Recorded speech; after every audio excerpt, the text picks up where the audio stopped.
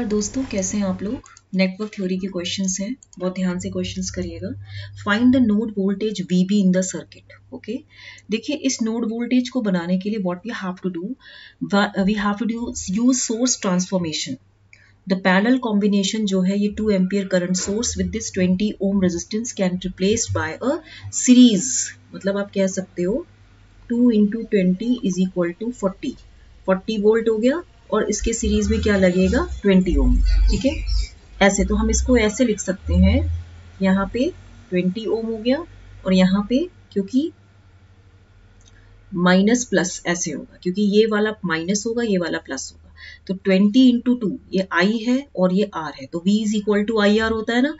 तो जब भी whenever there is a current source in shunt with the resistance, then it can be converted into a voltage source in series with that resistor. तो ये value कितनी हो गई 40 volt हो गई। नाउ यहाँ पे क्या हो जाएगा, प्लस माइनस यहाँ पे 10 वोल्ट हो जाएगा। ठीक है, ये हो गई करंट। अब उसके बाद यहाँ पे जो था आपका ये जो पॉइंट है, ये पॉइंट B हो गया। ठीक है, यहाँ पे अब इधर जो हो जाएगा 5 एम्पियर की करंट हो गई। अब यहाँ पे क्या होगा, इधर ये 30 ओम था, ये 30 ओम था। अब ये तुम देखो, ये करंट I इधर जा रही है। अब इधर से देखिए आप, ये करंट I जा रही है और इधर से 5 एम्पियर जा रहा है। तो यहाँ पे क्या हो जाएगा 5 + I, राइट। तो यहाँ पे ये जो वैल्यू होगी प्लस माइनस ये VB हो जाएगी। ठीक है, अब आप देखिए, now by applying KVL in the leftmost loop, अगर हम KVL लगाएंगे in the leftmost loop we get, ये होगा +40 एंड अगर हम उल्टे से शुरू करते हैं, प्लस I × 20 + 10। ओके, ये हो गया। ठीक है, +20 एंड +10 एंड इधर अगेन +30 × 5 + I = 0। तो ये जाएगा 40 प्लस इधर देखो 20I + 10 + 150 + 30I = 0। ये हो जाएगा 50I एंड दिस इज 160 + 40 200, तो ये हो जाएगा -200। तो I is equal to -4 ampere. Now voltage across the node VB, हमें क्या निकालना है, VB निकालना है। अब हमें VB निकालना है, तो VB के लिए अब हम क्या कर सकते हैं, VB is equal to 30, okay, 30 × 5, इसी के क्रॉस द वोल्टेज निकालना है हमें। This is your 30 ohm and this is your ± VB and this is your 5 + I। तो VB is equal to 30 × 5 + I। तो ये वैल्यू कितनी हो जाएगी, 30 × 5 - 4 यानी कि 30 × 1 यानी कि 30 वोल्ट।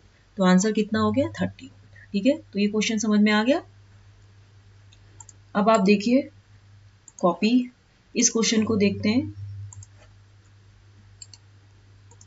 ये जो क्वेश्चन है, इस क्वेश्चन पे जो क्वेश्चन है, ये क्वेश्चन है आपका कि which of the following condition holds good for a 2-port network to be reciprocal. Which of following conditions holds good for a 2-port network to be reciprocal. देखिए, अब इसके लिए आपको इतना पता, मैं आपको कुछ कंडीशंस बता देती हूँ that you have to keep remember of. जैसे आपके पास है कंडीशन फॉर सिमेट्री और ये है रेसिप्रोकल। ठीक है, ये है कंडीशन। ठीक है, इसमें देखो ये Z पैरामीटर है, ये Y पैरामीटर है, ये ABCD है और ये H पैरामीटर है। ठीक है, अब इस केस में आप देखिए सॉरी, Z पैरामीटर्स के लिए कंडीशन फॉर सिमेट्री क्या है कि Z11 is equal to Z22 और Y के लिए है Y11 equal to Y22, ABCD के लिए A equal to D and H parameters के लिए delta H is equal to H11 H22 minus H12 H21 is equal to 1। ठीक है, अब कंडीशन फॉर रेसिप्रोकल क्या है, कंडीशन फॉर रेसिप्रोकल क्या है कि Z12 is equal to Z21, Y12 is equal to Y21, delta T is equal to AD minus BC is equal to 1 and condition for reciprocal H12 equal to minus H21. तो reciprocal के लिए Z12 equal to Z21, Y12 equal to Y21, delta T equal to AD minus BC is equal to 1 H12 equal to minus H21। इसमें जो है जो इसका answer होगा वो होगा BC माइनस AD। ये आपको क्या पूछ रहा है, ये क्या रेसिप्रोकल की कंडीशन है, Z11 equal to Z22, no symmetry. H12 equal to H21, ये तो गलत ही है, ये रेसिप्रोकल की कंडीशन नहीं है, ये भी नहीं है। Y12 equal to minus Y21, ये भी नहीं होता है, ये भी नहीं होता है क्योंकि Y12 इक्वल टू Y21 होता है, ठीक है।